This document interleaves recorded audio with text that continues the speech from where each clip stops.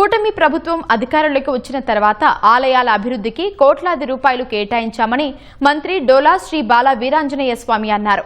ప్రముఖ పుణ్యక్షేత్రమైన మార్కాపురం జిల్లా త్రిపురాంతకంలోని త్రిపురాంతకేశ్వర స్వామి, బాల త్రిపుర సుందరీదేవి ఆలయాల నూతన ధర్మకర్తల మండలి సభ్యుల ప్రమాణ స్వీకార కార్యక్రమంలో మంత్రి పాల్గొన్నారు. పార్టీ నాయకులతో కలిసి మంత్రి ఆలయాలను దర్శించుకున్నారు. అనంతరం ట్రస్ట్ బోర్డు సభ్యులచే ప్రమాణ స్వీకారం చేయించారు. వర్షాన్ని సైతం ప్రజలు లెక్క చేయకుండా మంత్రి ప్రసంగాన్ని ఆసక్తిగా తిలకించారు.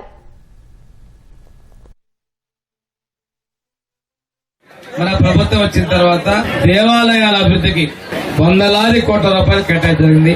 మన జిల్లాలోనే పెద్ద మొత్తంలో చిన్న గుళ్ళకి పెద్ద గుళ్ళకు కూడా నిధులు కేటాయిస్తున్నారు.